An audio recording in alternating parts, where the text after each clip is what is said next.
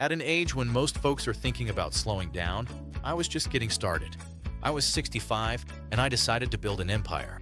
Really, while my friends were starting to draw down their retirement funds, I was figuring out how to build an income stream that would secure my family's future for good. There's this idea that making big money moves in your later years is reckless. But the truth is, for retirees, real estate can have some serious advantages. This is the story of how I turned my age and the equity in my home into a thriving real estate portfolio. And I'm going to show you how you can do it, too. My name is Arthur. When I turned 65, I did exactly what I was supposed to do. I retired. After 40 years as a logistics manager, I got the gold watch, a nice party, and a firm handshake. My wife, Sarah, and I had been careful savers. We had a healthy 401. Our home was paid off, and Social Security was kicking in. On paper, we were all set. But then this quiet anxiety started to creep in. We were living on a fixed income, but the world wasn't fixed. The cost of everything, from groceries to the healthcare premiums we now had to cover ourselves, just kept going up. We'd look at our savings, do the math on that standard 4% withdrawal rule, and it hit us. Our golden years were going to be a lot tighter than we had planned. The real fear wasn't about surviving. It was about thriving. We wanted to travel. We wanted to help our grandkids with college and be able to handle a surprise medical bill without panicking. But our nest egg, which once seemed so huge, now felt fragile. We were playing defense, just trying to preserve what we had, not grow it. Every time the market dipped, we'd hold our breath, terrified of losing a chunk of our life savings. We craved stability, not volatility. The turning point came over a casual lunch with my friend, David. He was retired too, but he seemed completely relaxed about money. I finally had to ask him what his secret was. "I don't draw down my savings, Arthur," he said. "My assets pay me every month." He told me he'd spent the last few years buying rental properties. Then he said the sentence that changed everything for me. "Your biggest asset isn't your 401. It's the 3 decades of equity you're sitting on in your house." That hit me like a lightning bolt. For 30 years, our house had just been a place to live, a home filled with memories. I'd never once thought of it as a financial engine just waiting to be turned on. I went home that night and couldn't sleep. The whole idea seemed radical. Weren't we supposed to be simplifying our lives, not taking on more responsibility? But I couldn't shake David's logic. Our home was worth so much more than we paid for it. It was a reservoir of capital we had never touched. Sarah and I realized that while our retirement accounts were a great foundation, they weren't going to get us the life we dreamed of. It was time to stop thinking about scarcity and start thinking about what was possible. We didn't just jump in blindly. We spent the next 3 months becoming absolute sponges for information. We read books, watched videos, and even talked to a financial advisor who specialized in real estate for retirees. The message was clear. If we did it right, real estate could give us that steady, inflation-proof income we were looking for. Our first move was the biggest and the scariest. We sold our family home. It was an emotional decision, but it was the key that unlocked everything else. We sold our big 4-bedroom house, and just like that, we were sitting on a substantial pile of cash.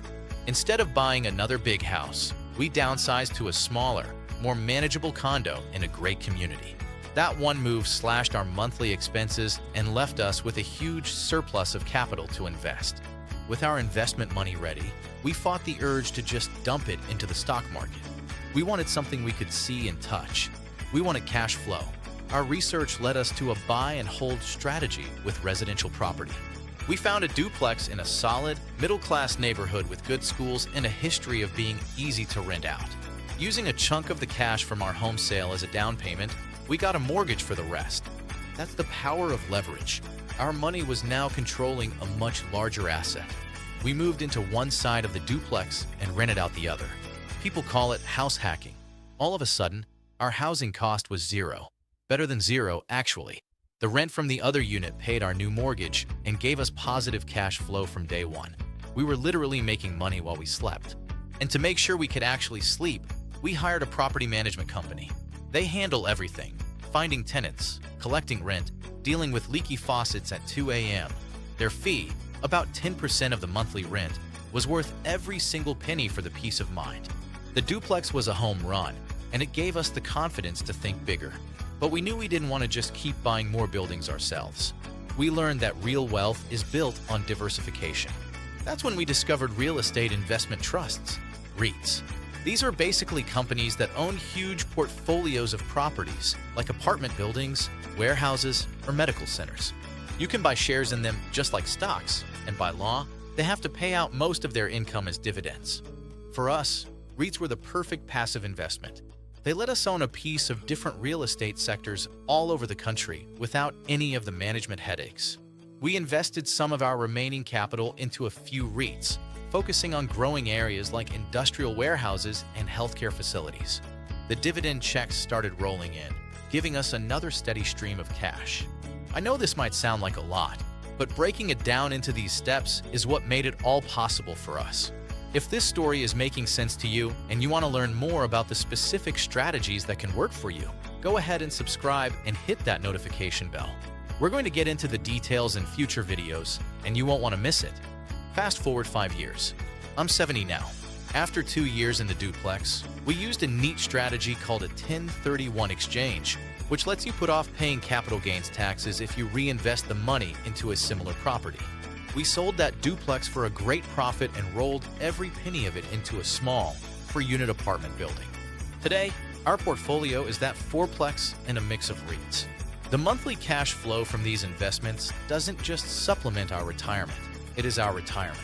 It covers all our living expenses, our travel budget, and still leaves a surplus that we reinvest. Our original nest egg, it's still sitting there, untouched, growing in the background as our ultimate safety net. We don't worry about inflation anymore. When prices go up, our rents and dividends tend to go up too. More importantly, our whole life has changed. We have the freedom to visit our kids and grandkids whenever we want, without ever worrying about the cost. Last year, we took a 3-week trip to Italy, something that would have been a huge financial debate just a few years ago. We've built a legacy, an income-producing machine that we can one day pass down to our family. Looking back, this idea that 65 is too late to get into real estate is just plain wrong. In a lot of ways, it's the perfect time.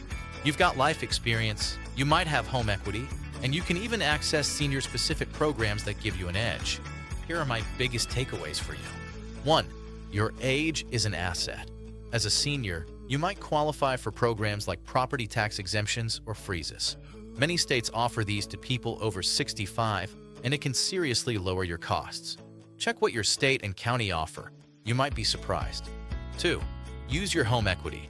Your home is probably your biggest financial tool. Think about downsizing or using a home equity line of credit to get the capital for your first investment. It's the fastest way to get in the game. 3. Focus on passive income. At this stage of life, you want assets that pay you, not new jobs that drain you. Go for cash-flowing rentals with professional managers or dividend-paying REITs. The goal is a reliable income stream to fund your life. 4. Start small and learn as you go. You don't need to buy a 50-unit apartment complex. Start with a single-family rental, a duplex, or even just a few shares of a REIT. Your first investment is your real-world classroom. 5. Build your team. Don't try to do this all by yourself. Talk to a financial advisor, a real estate agent who gets investors, and a good property manager. Their expertise will save you from making expensive mistakes. My journey from a worried retiree to a confident real estate investor wasn't about getting lucky. It was about changing my mindset and taking a series of deliberate, calculated steps. I stopped looking at retirement as an ending and started seeing it as a new beginning, a chance to build real, lasting wealth. The security we feel today isn't just about money. It's a deep sense of peace that comes from knowing we're in control of our own future. We're not just draining our savings anymore. We're building an empire 1 month's rent at a time. And if I can do it, starting at 65 with just a paid-off house and a desire for something more, so can you. Thanks for watching. If this story inspired you, please give this video a thumbs up and share it with someone you know who thinks it's too late. And I really want to hear from you.